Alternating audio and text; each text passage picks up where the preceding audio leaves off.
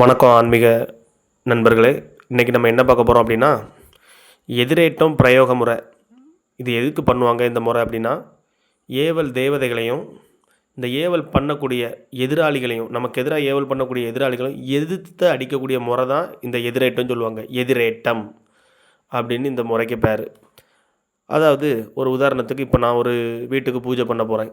அந்த வீட்டில் உள்ள ஏவல் பாதிக்கப்பட்ட நபரையோ இல்லை அந்த குடும்பத்தில் யாருக்காவது ஏவல் பாதிக்கப்பட்டிருந்தோ அவங்கள என்ன செய்யலாம், அவங்களுக்கு உடம்புல உள்ள அந்த ஏவலை ஒரு பாவையிலையோ இல்லை ஒரு பிரதமையிலையோ நம்ம ஆவாகனம் பண்ணி எடுத்து சுடுகாட்டில் கொண்டு புதைக்கிறது, ஆற்றுல விடுறது, இந்த மாதிரி விஷயங்கள் நம்ம பண்ணுவோம்.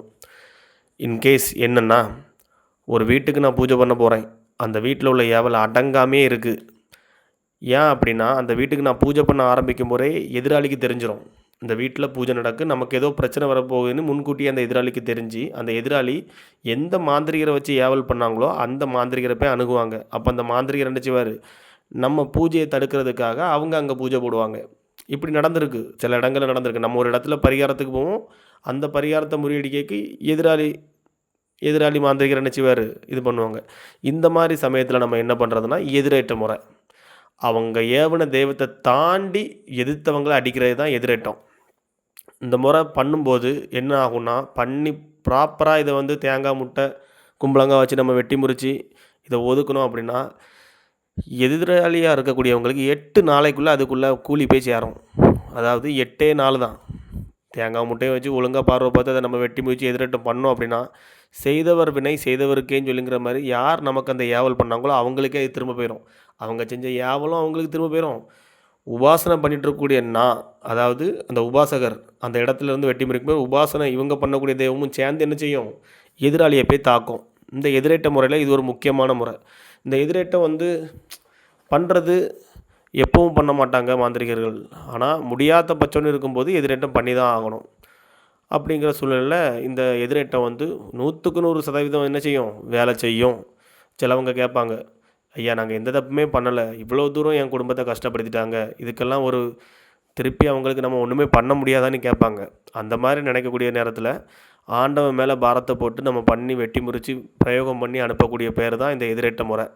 பொதுவாக இந்த எதிரேட்டை எந்தெந்த தேவதைகளை வச்சு பண்ணலாம் அப்படின்னா, பத்ரகாளி அம்மனை வச்சு பண்ணலாம், அஷ்டகாலில் 8 பேர் எந்த தெய்வத்தினாலும் பண்ணலாம், அப்புறம் பிரத்யங்கரா தேவியை வச்சு பண்ணலாம், முக்கியமாக சொல்லமாட சாமியை வச்சு பண்ணலாம், முனீஸ்வரனை வச்சு பண்ணலாம். இன்னொன்று என்னென்னா, மன்னாரமாடன், இசக்கியம்மன், இந்த மாதிரி தேவதைகளை வச்சு என்ன செய்யலாம், வாதைகளை வச்சு எதிரேட்டம் பண்ணலாம். இந்த மாதிரி தேவதைகளை வச்சு நம்ம என்ன செய்யலாம், எதிரேட்டம் பண்ணி அடித்தோம்னா எதிராளிக்கு 8 நாளைக்குள்ளே என்ன செய்யும், அதுக்குள்ளே தண்டனை கிடைக்கும். அந்த ஆண்டவனை என்ன செய்வான், அந்த பிரயோகம் பண்ணதுக்கு திருப்பி அடிப்பான்.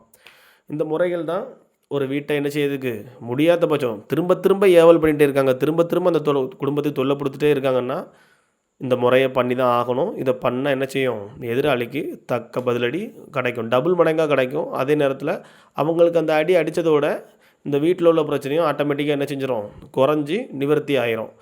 இந்த மாதிரி விஷயங்கள் தான், இதுக்கு பேர் தான் எதிரேட்டம்.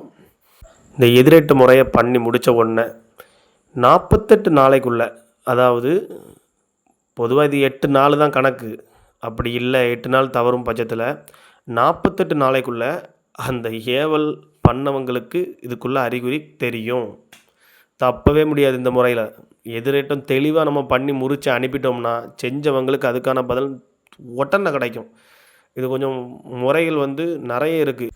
இதை கரெக்டாக பண்ணி முடித்தோம்னா எதிரி சீக்கிரமே நிச்சயமாக வீழ்வான். அடுத்த பதிவில் பார்ப்போம். ஓம் நம சிவாய.